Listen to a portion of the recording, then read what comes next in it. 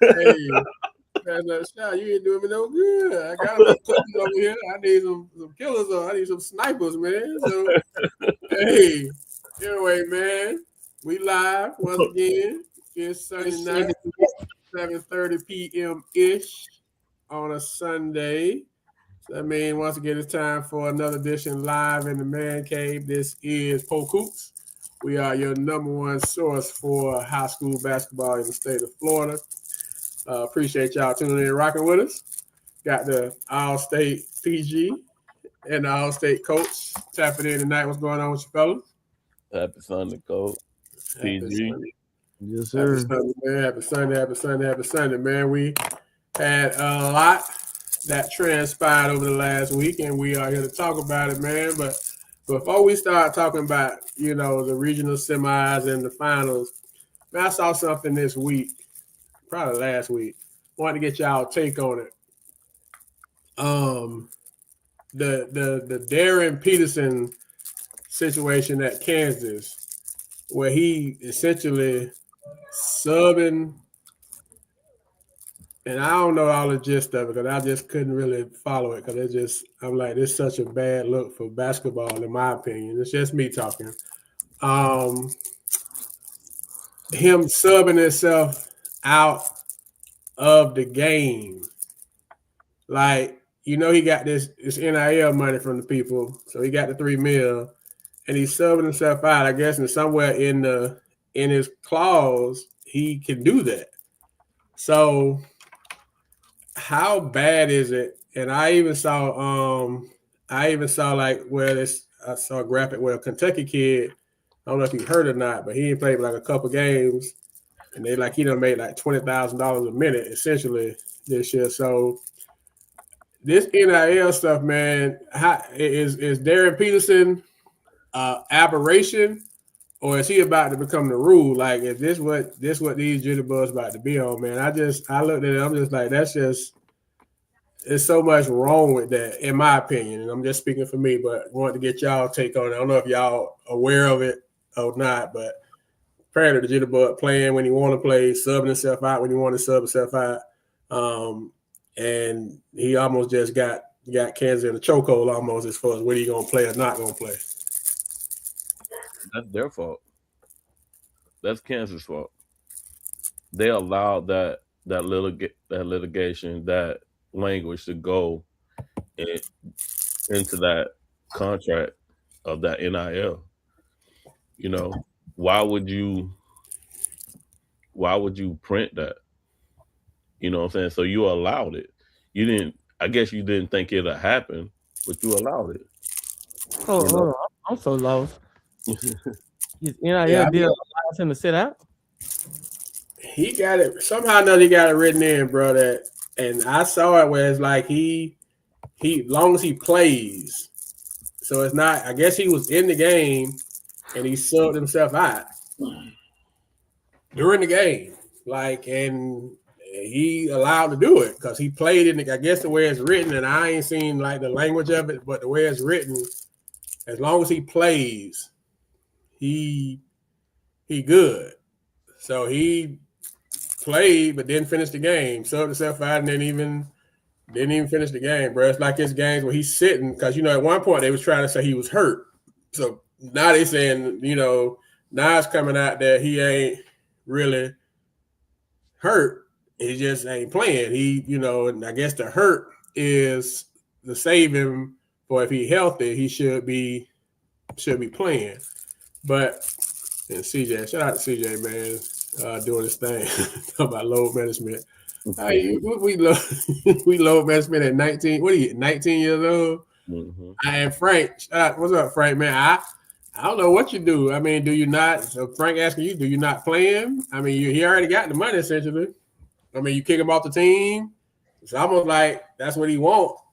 No, I don't think you do that because you don't already paid him. You need to maximize your investment, but you have lost control completely. And then he played the whole game yesterday, and they still lost. They lost bad yesterday, but I think that's a direct reflect of how the locker room is now. You know, he played the whole game and they lost by what 16 at home to Cincinnati. Yeah, but I bet you reconsider every NIL deal after that. I bet you won't do that again. Doesn't My it doesn't thing it is, make sense? Doesn't it make sense now? Like with the way this money is, to go back to coming straight out of high school and go pro after I just agree too. after And this what we just seeing.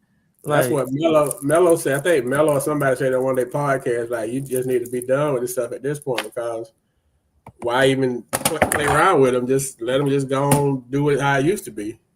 yeah, you take those guys off the list, and you won't have this situation. I don't think you completely avoid it, but yes, I do agree that they need to get rid of that rule. My thing is it doesn't apply in baseball. You know, baseball you go right out of high school, so why you allow that in basketball? Like a lot of these kids don't want to go to school anyway. A lot of them, try to bypass it and go, to the G League and other leagues across seas, not to do it anyway. So These He the kids number don't one. even want to He the number practice. one pick, right? Yeah, no, they got a project to go number one. Yeah. I don't think he's going number one, especially now. I think he put that in jeopardy. Talent wise, he been yeah. I mean, do you that's a good point. See, he should have just went straight to the G League Ignite for them people that's kids like him. They have no business. Some of these kids have no business stepping on a college campus because they have no interest in the college experience, right? And it's more than just hooping. Even if it's just for a year, it's so much more to college than just Yeah, and they're you not know going what to class anyway. All the classes online, so it's basically play for hire. You you essentially they're essentially pros, right? So my thing is, I'm writing in their contract where I can find them for stuff like this, like what Dion is doing at Colorado for like missing meetings. You know what I'm saying? I'm putting if I'm putting incentives in there for his play, I'm also putting fines in there too.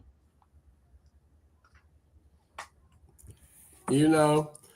And I think that Dion, they criticize Dion, then they turn around and emulate it. So I do think that it's something to that. If I'm paying you, essentially, that's what you're doing. I'm paying you.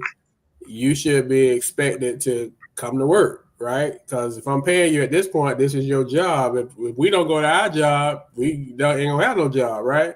You know, Us three in the chat, whatever the case may be. Um, but it's like now these kids, and CJ saying that they had the same concern about Ant. I mean, once he get in the, but Ant played though. CJ Ant didn't book on the people and just not even show up to play. This dude doing some other stuff. And Kevin Pruitt, I can't speak for Billy D about being tired from coaching the other night, but as far as what school that I went to a few balls. I went to a few in my time in elementary. Went to a lot. Middle school went to a few. High school went to a lot. And post grad, I went to a few schools after I graduated from high school, and was fortunate to get some paperwork from every one of them that I went to. So whichever one you want me to tell you about, I can tell you about them. I got a couple minutes on that, but I just saw it, man, because if he get away with it, like you said, people gonna have to be more since it's a contract. It's only a 1-year contract because they leaving, especially in basketball, they leaving after that year. You're gonna have to be more creative with what you putting into that deal because I mean, ain't nowhere in the world they saw him doing all that he was doing. I can't see that, but does the NBA care? no, I The don't NBA, think so. the NBA can care less, right? They don't, but they're paying attention though, because what they're not gonna allow that at their level. You know what I'm saying? Like a coach, a general manager might like, hey, he probably coming here with this same attitude or whatever. You need to let him know from the jump that it's not gonna go this way. You know what I'm saying? How you get paid for not working? What they do that at? And essentially, like I guess he's saying, if I sub in, hell, I clocked in. You ain't say what my level of work had to be, and all right, I'm done. I done went up the floor. I got a little sweat. I put a couple shots up. I'm done. And subbed himself out. He has officially changed the game of college basketball. Well, it's sad, man. It's sad. It's like a soap opera playing out. So how can you expect to get the effort from him? You know what I'm saying? Like I'm surprised. I know some people probably upset because they put Kansas on their ticket yesterday. Because Kansas up the top. They was 8 in the country, bro. Because they've been winning without him. And so they top. How many minutes did he play? He played the whole game yesterday. That's what I'm saying. He played the whole game yesterday, and they lost by 16 at home. Like he ain't been playing, and they've been winning. Like they just beat, was it Iowa State or Arizona somebody the other night? They beat them without him. So a lot of people saying this Bill Self best coaching job because he done been coaching, having to deal with all this stuff. So I guess he's not the first. Blown out yesterday. They got beat like by 16 at the crib with him playing the whole time. Yes, sir. Boy, I wonder if Lance saw that game. He was quiet. You saw they in the group chat. My boy really have many words. Yeah, I was hoping he was watching the show so he can hear me talk about him. Yeah. So, and I guess it's been done before. I guess Ben Simmons did the tanking thing too, but he guess the difference is he wasn't getting no NIL. Well, it wasn't official NIL money. Yeah, he probably he been getting the money out for a minute, but he wasn't giving out official NIL money back then. So I just saw it, man, and I thought that was kind of crazy how that situation is playing out. But the thing about Ben Simmons stopped playing altogether, right? Mm-hmm. This dude, he's like in and out. He playing and ain't playing. He in and what I'm saying? It's like he ain't just shut it down. And I don't think when Ben Simmons did play, he actually played the game. He didn't go in the game and then sub himself out. You know what I'm saying? So it's some stuff this kid doing that other people ain't done. It's a little different, So, but I just thought that was interesting. Want to get y'all take on it. Yeah, they're gonna have to get some type of regulation. I don't know what that's gonna look like, but they're gonna have to. Yeah. Tyrell, he a bully. Tyrell, Kevin guy's a bully. Man, I've noticed this year. I don't know if y'all noticed it, but I've been very impressed with and PG. I know you can appreciate this. The level of advertising and marketing that teams have been putting into their product. Just promoting their teams, promoting their kids. I don't know if we've had it this many teams that have done it at the level that they've done it at this year. And do you think that advertising and marketing goes? Can you have a successful program without the advertising and marketing? Like, I mean, we look at the three teams that still left, and we're going to talk about them here in a second. Which Bartow, Santa Fe, and Victory. They do a lot of advertising and marketing. Like Bartow's doing more than they've ever done before. Santa Fe always kind of pretty heavy with it, and Victory's improved in it. Do you think that has and on the girl side, to Frank's point, whenever y'all do it, and Lakeland's done it a lot more this year on the girl side. So do you think the advertising marketing directly correlates to because a couple years ago the only thing that was doing that kind of stuff was McKeel. And McKeel was the king of it. They was way ahead of everybody. It seemed like people are getting the memo per se, starting to kind of catch up a little bit. So does that correlate, or it's just Because now you got to put your product out there, right? Correlate to what? Well, your product, because nowadays we know we're always ABC. What the thing in the business, ABC always be closing. So if I'm continually putting my product out there,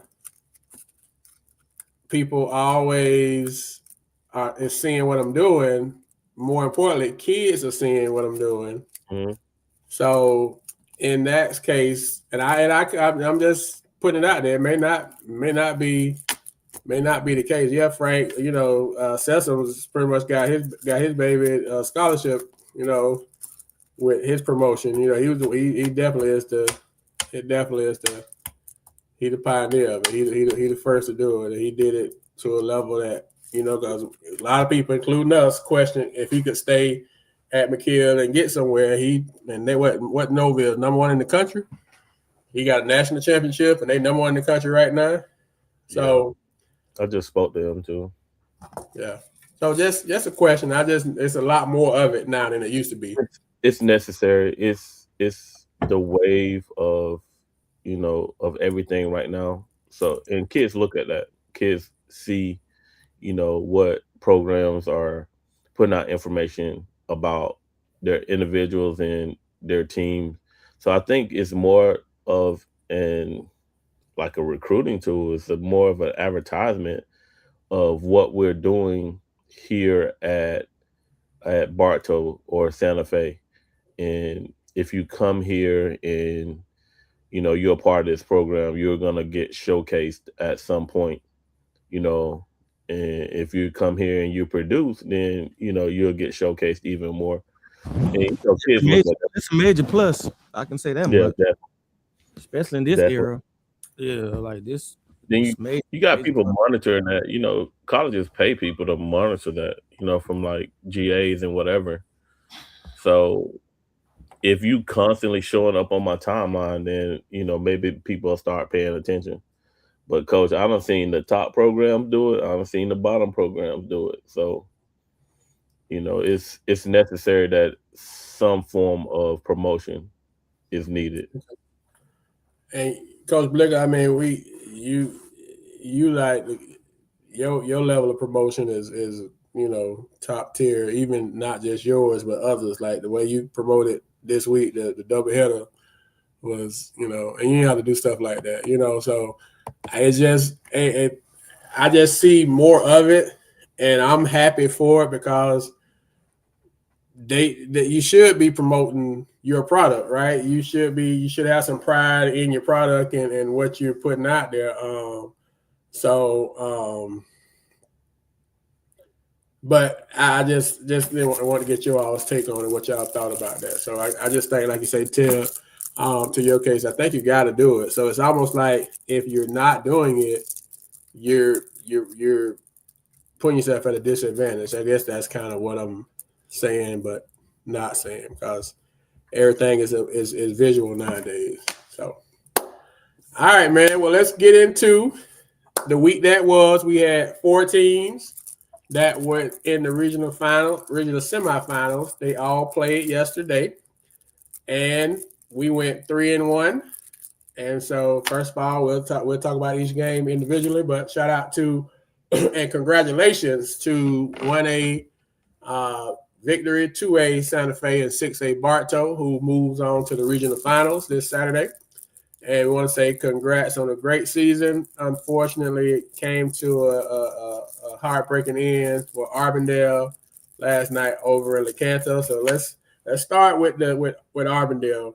And for you all that didn't know, I'm sure everybody knows by now. Coach E had his surgery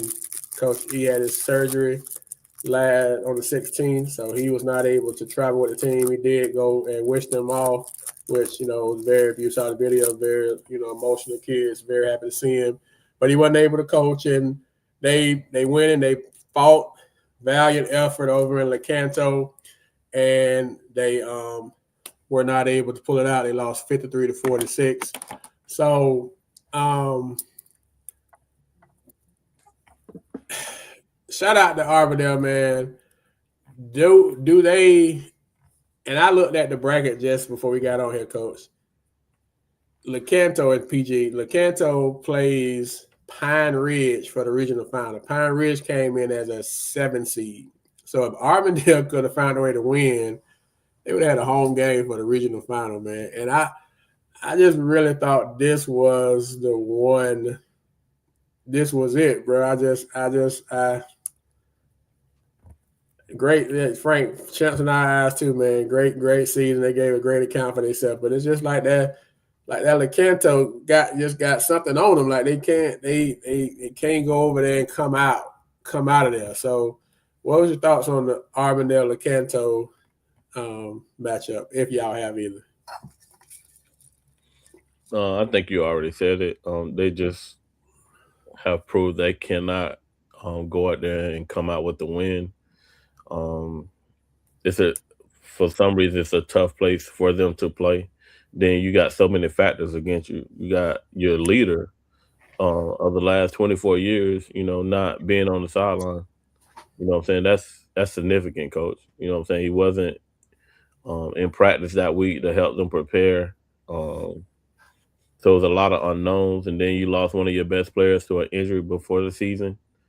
It was just a lot of factors that came out against them. I think what they did this season was still magical, but I think if everything aligned and they had everybody, for one, they wouldn't have been a 4 seed. It would have been higher. You know what I'm saying? So the thing is, how do you overcome all of that? Because in the end, people look at wins and losses.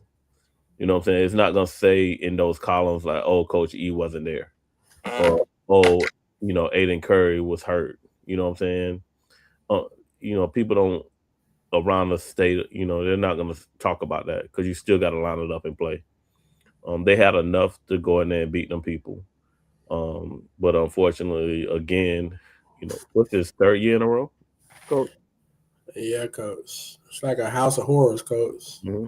So they're going to have to change their narrative during the season and figure out a way how to, get that stranglehold off them so those people can come to Armandale and play them there. Yeah, and that was what I was like. They got the 1 seed. I'm wondering and I didn't look at LeCanto's schedule to see, strength of schedule and that kind of stuff, but clearly that had to play a factor because LeCanto won the district, Armandale won the district, but they was a 4 seed, and it just I just really felt they had it. But you got to go in and beat people. Sometimes folks just have your number, and you hate to say that. You hate to. I just felt like this was their year to get out that region. Well,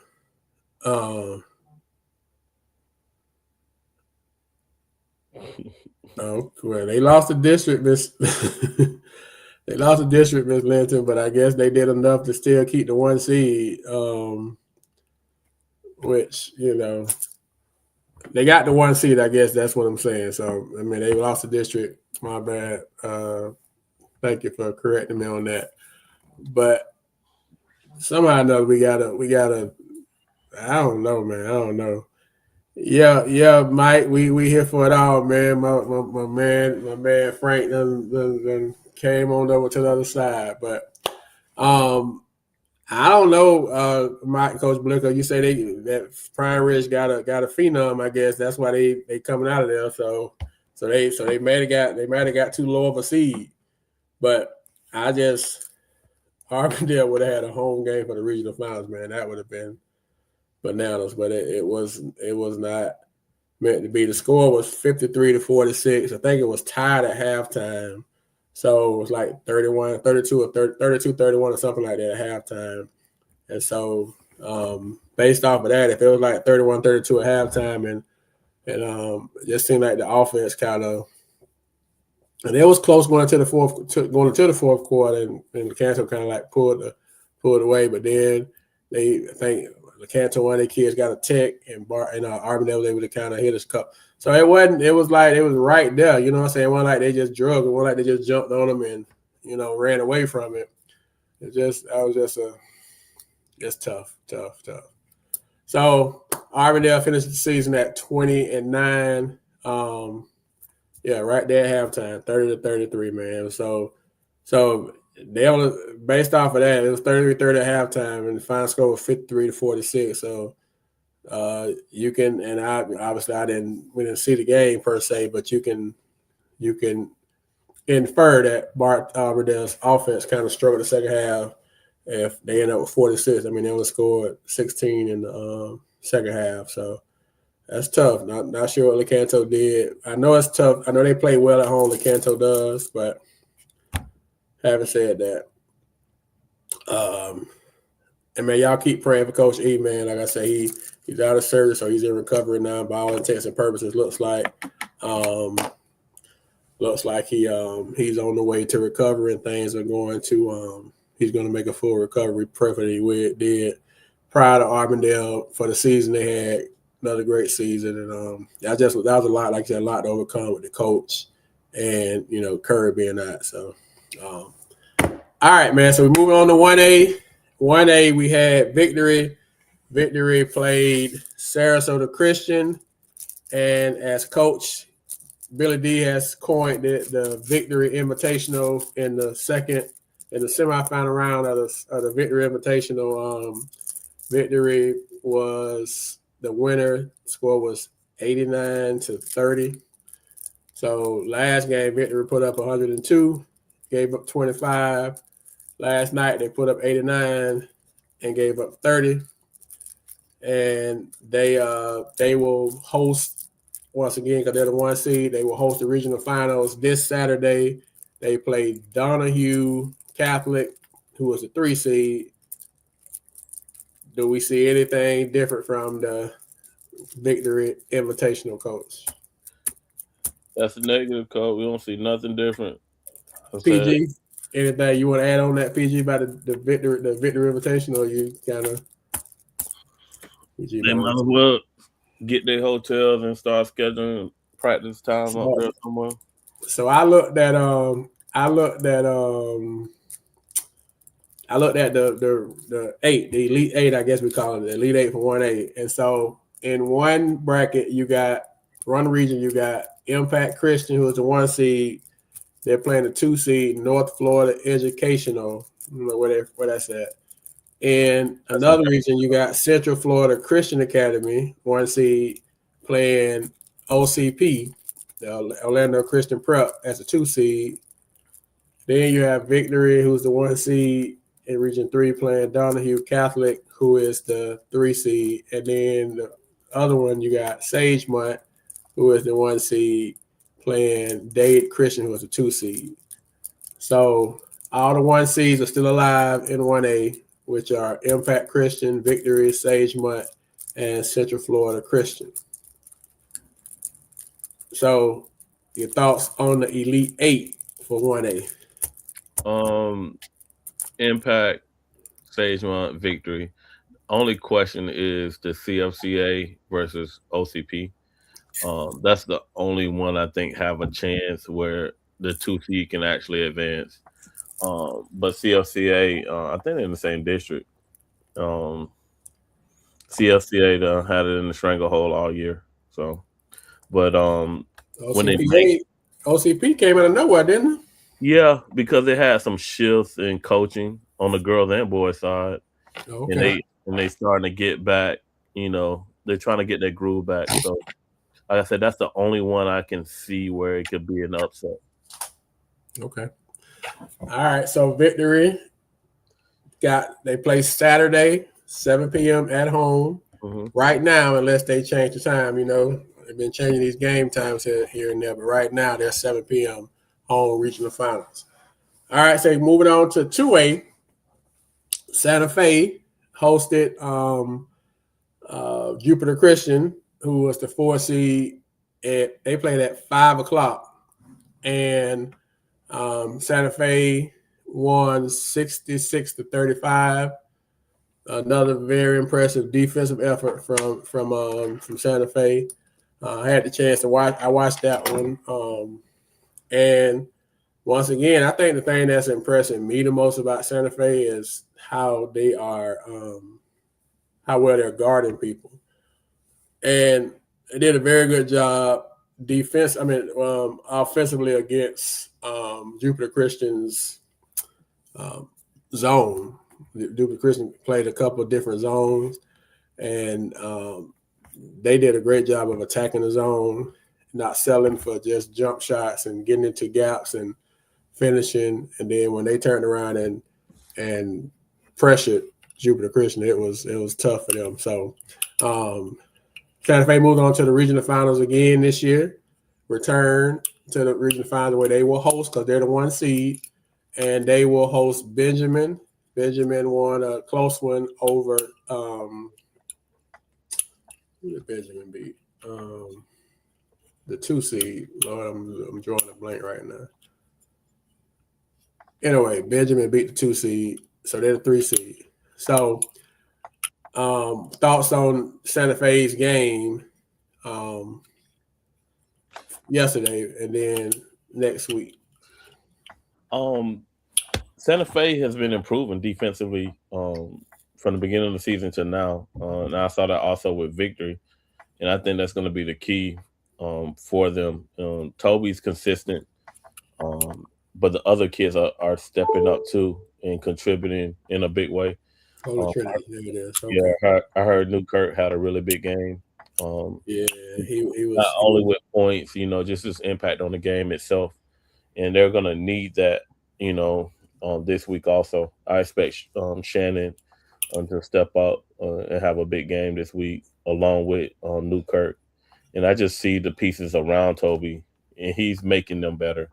But defensively, they've gotten better, Coach. Even um, the second half of the season, I think that's what's going to drive them. and so I went and looked at the Elite Eight for 2A as well. So in one region you have Providence, who is the 1 seed. First Academy is the 2 seed. Santa Fe is the 1 seed. Benjamin is the 3 seed. Northside Christian from St. Pete is the 1 seed, and First Baptist is the 2 seed.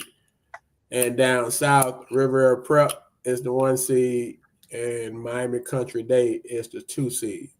So in that Elite Eight, I see you rubbing your face. What's your what's your thoughts on the Elite Eight in 2A, Coach? Coach, based on the last ranking, Santa Fe makes it. They play Riviera Prep in the Final Four. The first one in the first game. That's gonna be tough. You know what I'm saying? Because they loaded, and I think Providence is happy because I don't think they want to play either one of them. First. So it's a loaded Final Four for them too. I think Providence end up with the 1 seed and play the 4. I don't think the 4 is going to be as tough as Santa Fe and Rivera Prep. But shout out to Coach Blicker and that program. They have elevated it, to the next level, which is going to entice people to, want to come there because now you're knocking at the door of a championship consistently.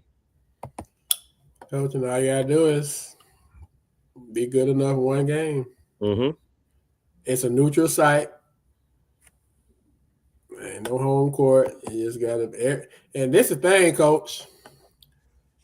Everybody, there will be no home. Let's just say when it was at the White House, if I'm Rivera Prep and I've been to the White House 8 years in a row, even if I'm only playing 2 games there, I got a familiarity with it because I've been there.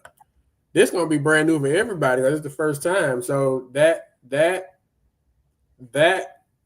how much does that play into the fact that everybody is gonna be experiencing the rims, that court, the gym, everybody's gonna be experiencing everything for the first time. So nobody has, unless it's a Jacksonville area team that kind of gets there, I guess, if they play games during the season.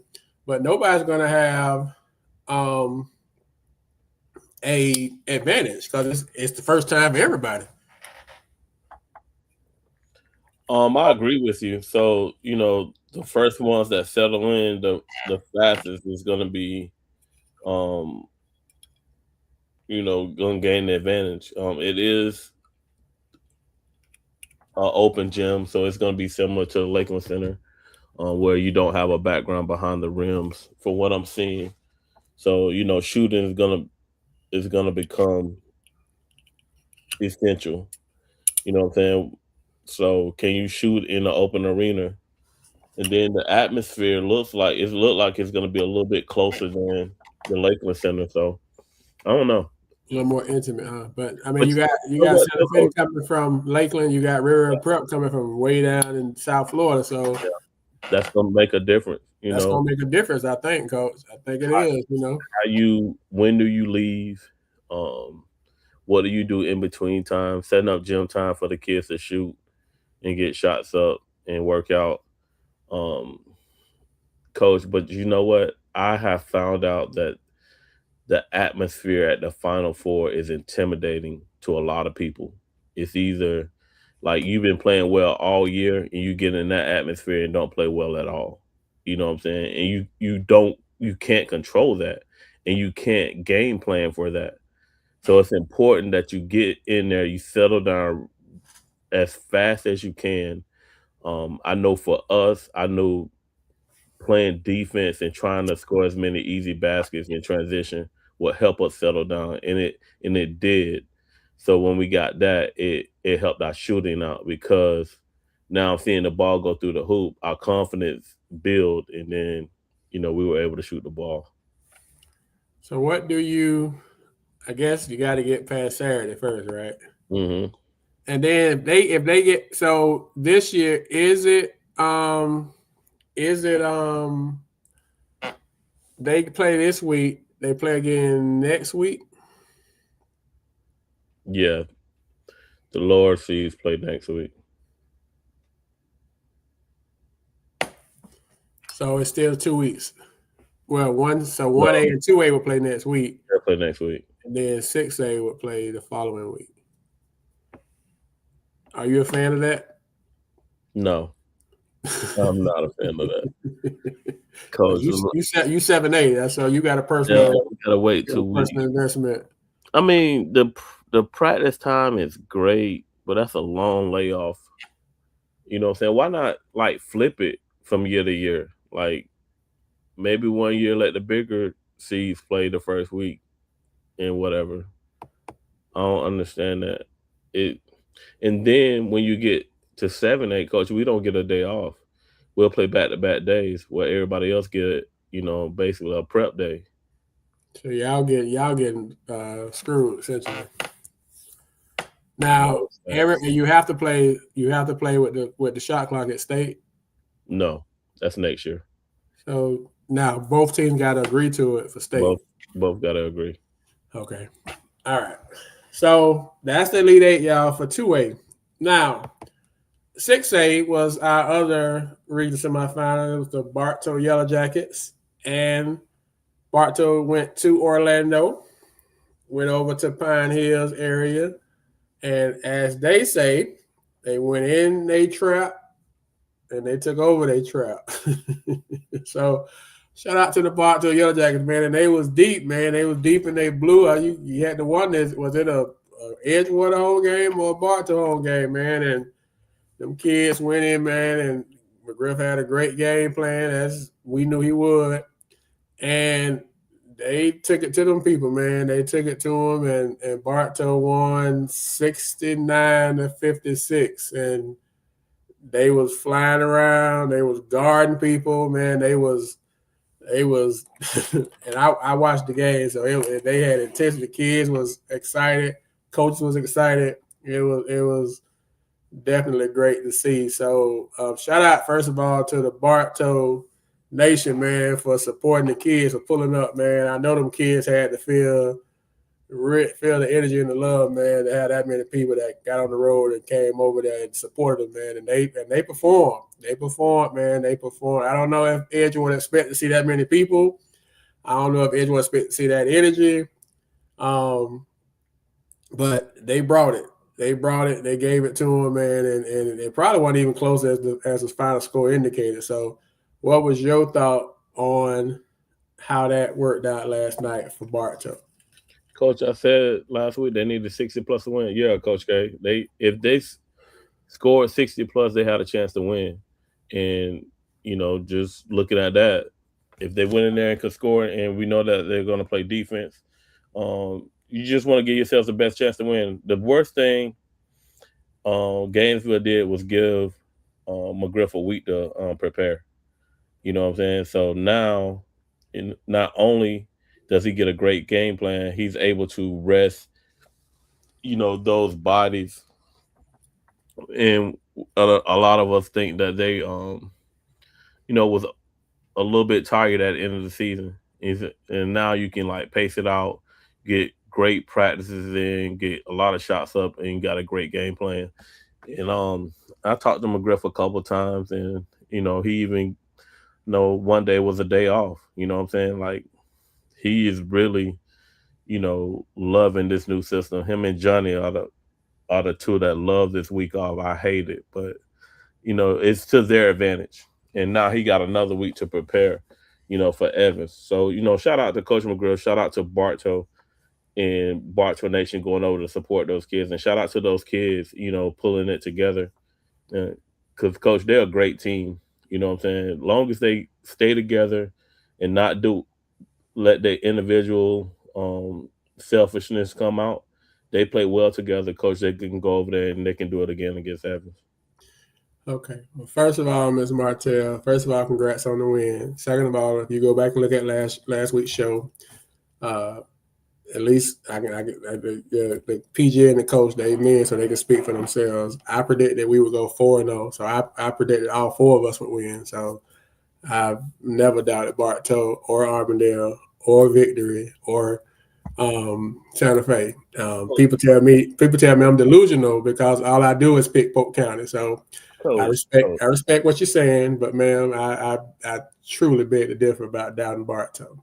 Coach, is this a basketball show? Are we talking basketball? Haven't said that. Talked to McGriff last night coming back. We in the group chat, me, him, and Paul, me, him, and Fresh.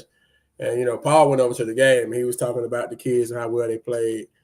And McGriff was like, thank you. And he was already talking about Evans. He said, I just want to get back home so I can start watching film on Evans. Oh, okay. Thank you, Miss Martell. For the clarification. He just ready to get ready to watch film on Evans. And so, like you say, with a whole week to prepare, it becomes extremely tough for Evans with what, and he got 10 people over there, coach, and they all 10 playing. And I said this to Tuma earlier today. I said, man, this is probably McGriff's best coaching job ever, in my opinion. From what he lost and what he didn't know what he thought he was gonna have and what he ended up having to be in this position. I mean, I don't know many people that can pivot to that level. Evans is the highest seed, y'all, but remember, Edgewater beat Evans, and Edgewater beat Evans pretty convincingly. Obviously, they got to go to Orlando. Obviously, they got to go in there and they got to win. But I don't know many people that's going to bet against McGriff with a whole week to prepare for an opponent. McGriff will know what them people having for lunch by Saturday. He'll know what they have eaten on Tuesday night, what class they went to, what the teacher was talking about in civics. What he is an evil scientist. I don't mean evil in a negative way, but he's a mad scientist with that stuff, man. So, and the thing that I was so impressed with was the energy that them kids play with, man. Them kids was playing so hard, man. They had so much emotion, and they just was feeding off each other. Of course, they was feeding off of the fans too, man. So when we say pull up to y'all, man, and it matters to those kids, it matters when y'all are in the gym. If you supporting the team, man, that stuff matters, man. That stuff, don't take that stuff for granted. Do I think Bartow wins that game without the Bartow Nation in there with them? maybe, but the fact that they was there, it wasn't even like close. Like I really did. That's my opinion. Now that's what I stand on. So shout out to Bartow winning the regional semis. So I looked at the Elite Eight for 6A. In one region, we got number 5, Gainesville Buchholz against number 2, Winter Park Lake Howell. So the 1 seed didn't even make it out of that was Daytona Beach. Mainly got beat early in that region. Then in another region, we have number 1, Tampa Sickles against number 2, Parrish. And Sickles beat Charlotte by like 20 last night. Then we got 1, Evans, that will be hosting 3, Bartow. And then you got in the other bracket, number 1, St. Thomas Aquinas, taking on number 3, Miramar. So what's your thoughts on 6A region? Coach, the winner of this game will play Aquinas in the championship game. The winner of this game We'll play Aquinas. Yeah, we'll go to the championship game. And I don't think it's even close. You know what I'm saying? I think, respectfully, Aquinas is 1, Evans is 2 in 6A, and I think Bartow is 3. They might have moved to 4 right there at the end of the season because of Edgewater surging at the end. But those are the top teams in 6A. You know, like I said, whoever wins this game is going to play St. Thomas Aquinas in the championship game. Now, what I think Edgewater is a better team than Evans, but I don't think you can take them lightly in Orlando. I don't know if you remember, Coach, but Evans got a kid from Polk. That's their number 2 scorer on that team, and that's Jakai Hardy. Butter that played at Davenport last year. Oh! I thought he went to Oak Ridge. No, yeah, Evans. Oh, Butter tough, Coach. Yeah, he is tough. So I know you. I know you know. Whatever. You know what I'm saying, and hopefully I don't have nothing going on, so I can go over there and watch that game. So Lake Howell beat Victory, so that says a lot in that region. Coach Blick always got the intel for us. So yeah, for sure. But like I said, I think whoever wins this game will meet St. Thomas in the championship game. That's my opinion. I'm gonna stand on that, whether I'm right or wrong. I think those 3 are the best teams. Ain't nobody gonna lay down in the Final Four, Coach. You still got to go out there and play. Still got to go play. Because getting there, Coach, you one of the top 4 teams. However you want to say it, you one of the top 4 teams in the state.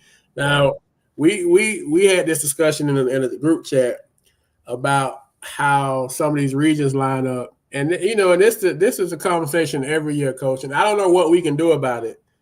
But you got some regions and some districts or whatever that are not as strong as other districts. So you got some teams there in the Elite 8 that probably, all things being equal, if it was a 5th, we all be drunk, right?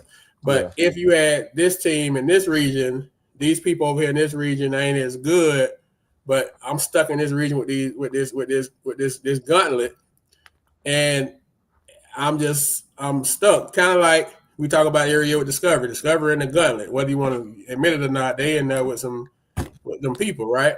Because even in that region, 3A, Coach, 1, and I just looked at 2 of the things for 3A. Lake Island Prep versus the Villages. That's a heavyweight fight, Coach. It is. And then down south, Calvary Christian versus St. Andrews. What you doing with them people, Coach? And I ain't even look at the other side of the bracket. That's just 4 of the teams in 3A. Mm-hmm. So, but it's nothing you can necessarily do about that, right? It's nothing you can do about that. I think it is, Coach. And my plea to Gainesville again is that instead of doing it by area, is to feed them 1 through 32 and let it play out. You know what I'm saying? Like, could you imagine 6A? Let's talk about 6A. Since St. Thomas won Evans 2, I think Edgewater ended up being 3, and Bartow 4, right? All of them go to different regions. Now that's your Final Four in Jacksonville. You know what I'm saying? Instead of you getting the Edgewater Bartow game as a regional semi game, why not have that as the Final Four game in Jacksonville? You know what I'm saying? Let's get the best 4 teams to Jacksonville. That's what I'm So thinking. it's an easy fix, is what you're saying. I think so. It's you trying to save money or save schools money when they got to spend money anyway. You know what I'm saying? Why not? And now it's even easier because you playing every Saturday. Yeah. Every Saturday you are playing. It ain't a travel issue. No, they're not missing school. None of that.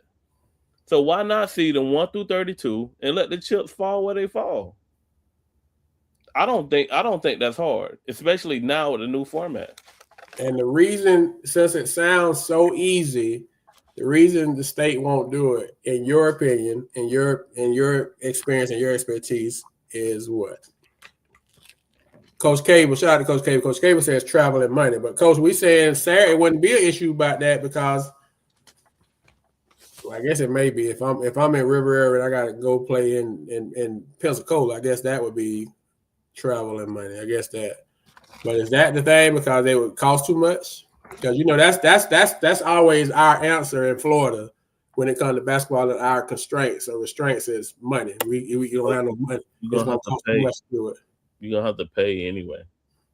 You know what I'm saying? Even if you don't make it like home games, you can play at neutral sites. Maybe you can go to somewhere like some of these JUCO gyms and play in them. You know what I'm saying? It's big enough to hold these type of crowds. You know, but like I said, I would rather have a true Final Four and true champions than some. Like everyone should be allowed to experience some of these games. Like Lake Highland Prep in the villages, everyone should be able to experience that game in the state finals. They are cheating the state basketball junkies having that game as a regional final. That's a great point. I mean, because Coach, those are two of the top 4 teams in the state. Yes, and one of them not gonna make it. And one of them is not gonna make it. One of them not gonna make it. One of them not gonna make it. Coach, I looked at some other things, other areas that's of interest to us. Winter Park beat Apopka 29-25. Coach, I saw that. Scott, I don't know what that was, but somebody on the ball. Then you got Sarasota will be playing Plant in the regional finals. Plant beat Kissimmee Osceola. Tampa Plant did. Shout out to Murph, man. Murph made it to the regional finals. Murph, it's an all St. Pete regional finals. Boca Ciega is the 1 seed, and St. Pete Gibbs is a 2 seed. Cool. And I already talked about Lecanto getting Pine Ridge as a 7 seed. But it just seems to me that, like you keep saying, 25 points, Coach, 29-25. That's so crazy to me. Like, but he almost pulled it off.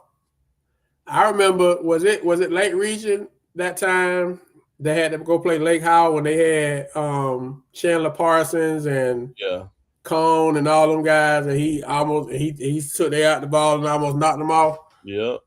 Coach, maybe that was maybe he went back and pulled that game plan, that scout report out and almost pulled it off with the same thing. Job as a coach is to give your team the best chance to win. So I ain't mad at him for it at all. Yeah, because it almost worked. It also worked. Hey, man, Coach Robinson in the chat, man. Coach E, what's going on with you, Coach? Yes, sir, man. Coach E fighting back, man. Also, man, shout out to Coach Hen, man. It's 4 years from the day, man. Y'all remember Coach Hen had a major health scare, man, and God saw fit to keep him around, man. So this is his 4-year anniversary of still being here with us. But let's check out what Coach E said, man. Shout out to you, Coach E, man. We still praying for you, full recovery, man. So happy that you're still here with us and still fighting a good fight. That's a good. That's so. That's that. Is that's a is that a valid point, Coach? You being an official, Yes, you sir. being on Saturdays, and you don't have the best officials. Yes, sir. Because I talked to a lot of officials today. Even I talked to Chip today or yesterday, and he had a college game on Saturday, so he was unable to do the regional playoffs. So Coach E is spot on with that. Um, the better officials that do college, they're not going to be able to do Saturdays. I You know know, Miss Linton said that earlier about the officiating was horrible over there in Lecanto last night. And Coach E is being the professional he is. He said he's not going to speak on it, which means it probably was pretty bad. So, but then it's the thing, Coach. Y'all, they do girls on Friday. So are y'all feeling the same thing with the officials on Friday also? no, not as much, but we not gonna talk about officiating Okay. too much. Okay. It's still the luck of the draw, coach, and who you get and what you get. But it's really like Coach E said, it affects boys more so because most college games are on Wednesdays and Saturdays. Okay. So Coach E said he think it's going to be a short thing with this Saturday model. Do you think that first of all, you Coach E, y'all vexing this? What was the rationale behind going this in the first place? And did they even contact you all as coaches before they did it? They just say, look, this is what it is, deal with it. Basically, I know a survey went out, but I don't know if they listen to people on their survey or not because I didn't really see the changes that we needed. You know what I'm saying? But I don't know, coach. I don't. They really didn't give a rationale on why they went to this format, and if we're gonna stick to it or not. So are you a fan? No, I don't like the long layoff. I don't, But but coach, with you and let's say McGriff ain't got as many bodies as he normally has, right? I guess he playing 10 guys. It does it help you if you yes, it helps you when yeah, you short people, right? So it's kind of I guess it's plus and minus depending on your situation, right? yes, it does.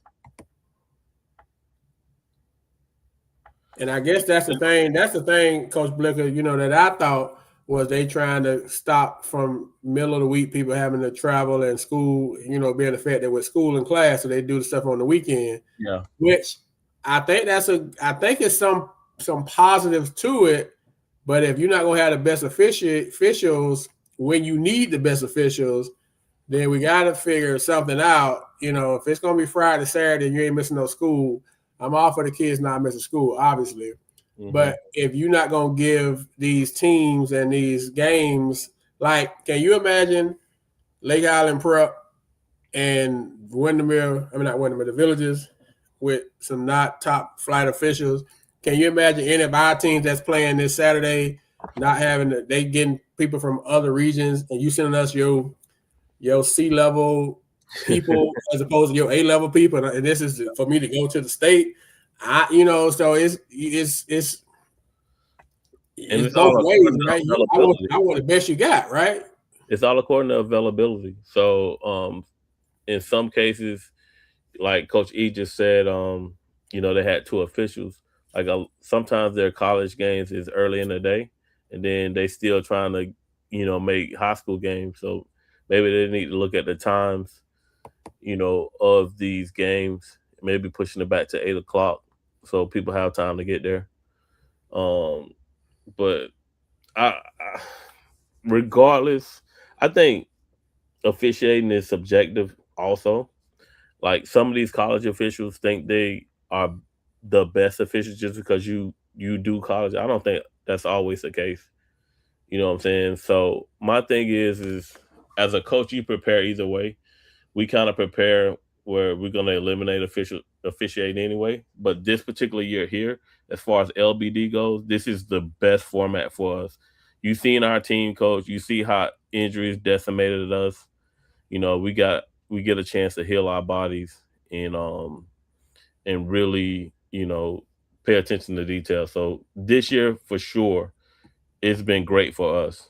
You know what I'm saying? So I understand the format. So So even though you're not a fan of it, is you've been able to take advantage of it this year because of you all situation. yes, definitely. Okay. Well, that's a good segue, Coach. This past Friday, we always want to make sure we give a chance to talk about the ladies, even though that's not our focus. Out of respect to Polk County girls basketball, Coach, you guys were able to, your ladies was able to move on to the regional finals. You guys had to deal with some adversity, but you was able to fight through it. So, kind of talk about the girls' side, how you guys went. I know Lakeland had a heartbreaker; they lost by one. Mm-hmm. I saw Haines City lost, and I saw Victory lost. So we down to one, right? Yes, sir, coach. We was the only ones to move on, and that wasn't with adversity. Let's just say the least. I'm gonna say it. I've been saying it the last few years. The best ability is availability. And unfortunately, some things happened where we lost, a key piece, right before the game, and it changed everything. But shout out to Coach Johnny and our coaching staff that's been working with these kids day in and day out. And these kids stepped up, coach. They really stepped up. They was down the whole entire game. I think we got down as much as 14. And these kids stepped up in a big way. Elise McCurdy had a big game, coach. She went for 30. She should have had probably like 45. But we made an adjustment with her. We had three people in double digits, another one with 9, and another couple with like 5 or 6. And coach, it was just a huge, huge emotional win for us. There was some things. The halftime speech was epic, coach. Let's just say that Okay. halftime speech was Okay. epic. Well, last time you had to make an epic halftime speech, Well, Coach. it actually wasn't me. I didn't say anything. You Who know what was I'm it? saying? It was Coach Johnny, and then Serenity Hardy came into halftime. And Uh-oh. coach, it was epic, let's say the least. It was epic. I think it what helped turn everything around. In the second half, defensively, really clamped down. Offensively, we got going. Coach, what number was the one that the girl that gave you 30? 14. Man, I'm The looking one, at this. I'm looking at the stat sheet. I'm like, well, y'all been gatekeeping. Y'all didn't have her doing that when you came to well, Georgia. I'm you like, know, you know what? We expected her to have a breakout year. She was the one that broke her hand right before the season in that prep hoops showcase, which really had me very pissed off because she was gonna have a breakout year, but she broke her hand. It got her off to a slow start. She's a walking double double. You know what I'm saying? She's 6 foot. She's really a wing, but we kind of play her at the stretch four.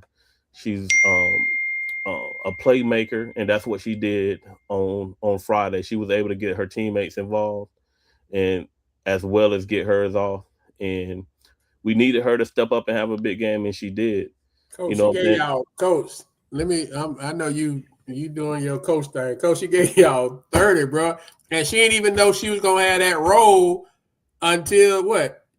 A couple hours before the game. Ain't like y'all was practicing this. Ain't like y'all put this in the scout report. Y'all had to adjust with this the day of. The day of and mid game, coach, we had to make some adjustments.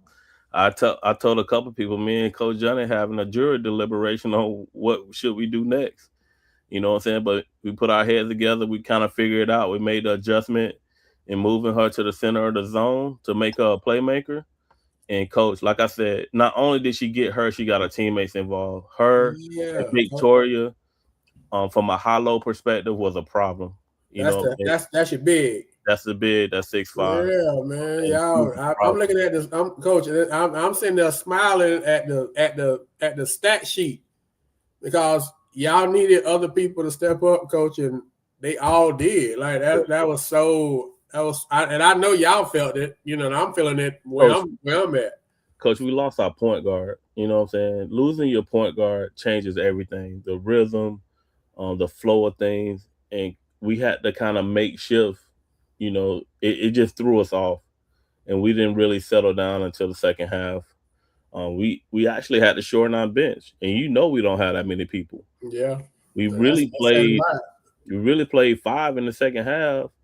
We spot time just to get them a break, use our timeouts timely, but we pretty much played five in the second half. You know what I'm saying? So we got through it. I'm thankful for that. You know what I'm saying? We'll be at full steam next week, and we Adversity, coach. yeah. You know what I'm So saying? how does your region look? How does your region look? I think it's favorable. We played Sumner earlier this year. They're the ones that beat Haines City. Haines City beat them earlier this year, so I'm pretty sure Haines City went into the game very confident. We're not going to take them for granted. I've been watching film since early Saturday morning on Sumner just to make sure that we're not overlooking things. I think they're well coached. Um, we know we're going to see zone. We know we're faster than they are. We're just going to use our strengths to our advantage and just let everything come out. But like I said, other people stepped up. We had a freshman step up, and that's Sierra Witherspoon. She had a big game. She had a couple big threes along with her defense. You know what I'm saying? Macy Jordan, um, she was big for us the second half. Coach, it was just a complete team effort. And then Victoria, 6'5", the way she rebounded the second half, coach, it was unbelievable. So I spoke to you that day when you got the news. I said, Coach, can y'all win? You say we can win it, Coach. It's gonna be a little different. We're gonna have to do some different stuff, but we can do it. And I'm just you and Johnny, man. Yeah, I mean, it was that one of y'all most. I know you had a lot of them, but was that one of your most satisfying wins with all of the parameters that took place and how they took place? Like I say, for the fact that you didn't even know you was going to have to do all this stuff until the day of, so you had no prep time. no, and my thing is when it comes to coaching, man, most of your preparation is done in practice. You know what I'm saying? The game is pretty much a finished product of what you do in practice. Coach, we really had to coach. You know what I'm saying? We had to make in-game adjustments. We had to make real-time adjustments. We had to do some things that we probably wouldn't have normally did. I had to go in the bag, coach. I had to pull some things out of the bag in order to put us in a position to win. You know what I'm saying? But like I said, we put our heads together. We done been here before. We've been down before, and that's what the halftime speech was about. We done been in situations where we've been down, and we done came back to win, or we lost it at the last second. And I think those experiences is what drove us in the fourth quarter. Okay. So how does besides Sumner, how did the rest of your region look? I mean, how the rest of the 7A look? 7A, it's a big game between Colonia and Ocoee. Um, that was a 1 point game earlier this year. Whoever wins that will play Doral. We expect Doral to come out of Region 4. So whoever wins Ocoee, Colonia will play Doral. And we kind of expect to play Centennial out of Fort Pierce. They got a big kid, about 6'4". That's really, really good. So it kind of came out how we predicted it. We just got to take care of our part. Y'all will be the 1 seed overall? No, we'll be the 2 seed. And the reason that we will be the 2 seed is because the bus doesn't show up and we had a forfeit at Wildwood. So we like behind Doral by like 0.1 or 0.2 points because of a forfeit, coach. You know what I'm saying? We was thinking about trying to fight it, but in actuality, I think it was a blessing in disguise. We match up better with the 3 seed than we do with the 4 seed. So we're not actually mad about it. Wow. Percentage points. Yes, sir. Like 0.1 or 0.2, coach. Now, Centennial, Coach, were they in Georgia? No. Okay. No. Okay. No. I don't think they played the schedule that we have. You know what I'm saying? So that's going to be our advantage. So they hadn't seen y'all. No. They haven't seen us. So we are down to one team on the girl side and three on the boy side. We got three home games, so one girls game will be home, two boy games will be home, and one road game. And so our expectation is that we're getting four Polk County teams into Jacksonville. We I don't think we've really varied from that since the season started. I think we said victory in Santa Fe was pretty much lost. We said Bartow was in good shape, and y'all. So I don't think that nothing is really. A lot of stuff has happened, but I don't think that I think we got who we're sending our best. No disrespect to anybody else. I just obviously, even before, Coach E had his, health. So I just really felt like Arbondale, this was their year. I really felt like they had a great chance to come out that region. So for me, I'm 4 out of 5. And really, I felt, your heart go out to Lakeland, man. Shout out on the girls' side. Shout out to Coach Red, man. He lost by 1, and I thought they had a great shot too, man. So we've had a pretty good overall season for us Polk County basketball. So what will it take, Coach, for all 4 teams, for all y'all to be booking hotels next Sunday? I know some of y'all will go next week, and then some of y'all. So predictably, we will have Fitzgerald and Blicker going next week, and McGriff and Lawson / Washington going the week after. What will it take for y'all to be booking your trips? Coach, the blueprint hasn't changed with Polk County, whether it's on the girls or boys side. It starts on the defensive end. We get caught up in offense, but it really starts on the defensive end, and that's playing together as a unit, playing good help side D and rebounding. If you're able to stop people, Coach, you give yourselves a chance to win. Like, for instance, we lost our best scorer, but our thing is right now, if we can hold people to around 45 points, it gives us a chance to win on the girl side. And it's the same thing on the boy side. It starts with the defensive end, and then offensively, do what you have been doing all year. You know what I'm saying? Exploit the other team's weaknesses with your personnel, and you'll be fine. Like I said, victory in Santa Fe definitely are favorable. Bartow, my thing is share the ball, run great offense, hit shots. You know what I'm saying? But defensively, Bartow has to be great. They have to rebound. They have to limit the one shot. And I think giving McGriff a week is a mistake. And like I said, I think the regional final game was this past week. You know what I'm saying? This is formalities for Bartow. I think Edgewater is a better team than Evans. You did say that. You said whoever won that game was gonna win the region. So to frat question, Coach, what are the odds before we get off? What's the odds that it'll stay in Jacksonville or to come back to Lakeland? You think it'll ever come back to Lakeland? I think it will, but I think it's a 2-year contract for sure. So definitely in the next 2 years it'll be up that way. But it's important that fans, along with coaches, express, if they don't want it there, they really gotta express, that they don't want it there. And they've been having surveys go out. So that's one of the things you probably need to put in the survey, that they should move it back. And next time they do have that survey come up, we'll be sure to promote it here on the platform. Yes, sir. Okay. All right, man. Well, once again, Coach, one thing before yes, we leave, we lost an official today. It's either today or late last night, and that's Willie Lewis. And I want to make sure that I know we have some religious people in here to pray for him and his family. You know what I'm saying? So Willie been doing reffing football and basketball for a very long time, and I just want to make sure that we pray for him and his family. Oh man, I'm sorry to hear that.